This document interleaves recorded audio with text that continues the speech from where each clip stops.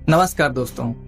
23 नवंबर 2025 को अफ्रीका महाद्वीप के इथोपिया देश में 12,000 साल बाद हेली गुब्बी नाम का ज्वालामुखी विस्फोट होता है, जिसका नाम किसी ने नहीं सुना, लेकिन आज इसका धुआं लगभग 4,000 किलोमीटर की दूरी तय करके भारत पहुंच चुका है। हेली गुब्बी ज्वालामुखी इथोपिया के उत्तर पूर्वी अफ्रीकी देश में स्थित है, जो राजधानी एडिस अबाबा से लगभग 800 किलोमीटर दूर है। यह एक छोटा सिल्ड ज्वालामुखी है जो ईस्ट अफ्रीकन रिफ्ट की सक्रिय दरार में स्थित है। यहाँ 3 टेक्टोनिक प्लेटें हैं, अरब, नुमियन और सोमाली, जो मिलती हैं यहाँ पे। अब वो जो धीरे धीरे अलग हो रही हैं, और अलग होने से ही ये ज्वालामुखी जैसी विस्फोट की प्रक्रिया शुरू हुई है।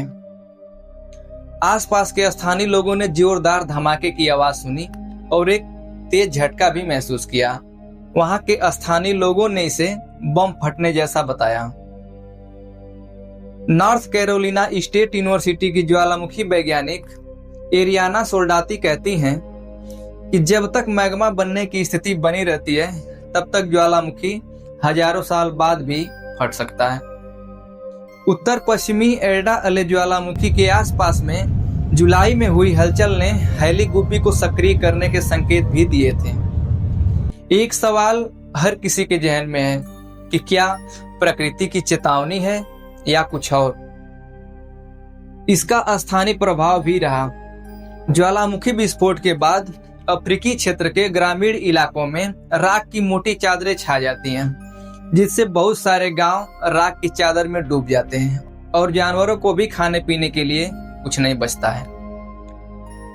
यह अफ्रीका महाद्वीप के इथोपिया देश का सिल्ड टाइप ज्वालामुखी है, जो होलोसीन काल से सुप्त की अवस्था में था, जो 12,000 साल बाद विस्फोट हुआ है।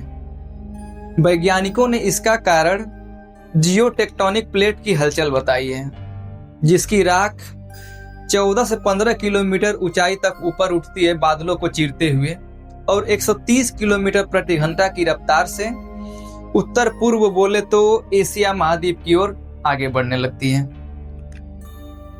हवा के मार्ग से अरब प्रायद्वीप, पाकिस्तान, फिर पश्चिमी भारत, रात 11 बजते बजते तक दिल्ली एनसीआर के एरिया में राख के गुबार दिखना शुरू हो जाते हैं, जिससे राख हरियाणा, राजस्थान, दिल्ली, गुजरात, पंजाब जैसे राज्य थोड़े बहुत प्रभावित होते हैं। फिर ये राख चाइना की तरफ निकल जाती है।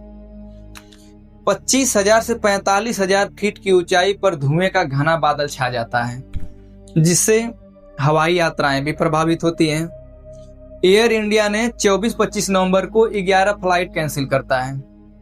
आकाशा एयरलाइन की जेद्दा, कुवैत और आबू धाबी की फ्लाइटें रद्द की जाती हैं।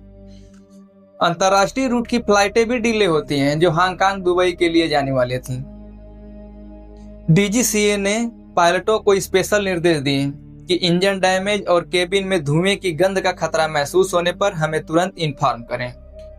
हेली गुब्बी ज्वालामुखी के धुएं का जिंदगी पर भी असर रहा। सांस की तकलीफ वालों के लिए अलर्ट जारी किए गए हैं कि मास्क का उपयोग जरूर करें।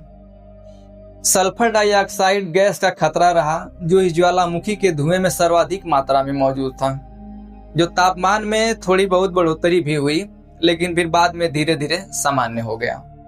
वैज्ञानिकों ने ऐसी संभावना व्यक्त की कि इस हेली गुब्बी ज्वालामुखी में दोबारा भी विस्फोट हो सकता है। कुछ सुप्त ज्वालामुखियों का खतरा भी है, जैसे नाब्रो, चैटेन, पिनाटुबो इत्यादि। ये सुप्त ज्वालामुखी हैं, हालांकि इनका भी खतरा आने वाले टाइम में इसको देखते हुए बढ़ सकता है।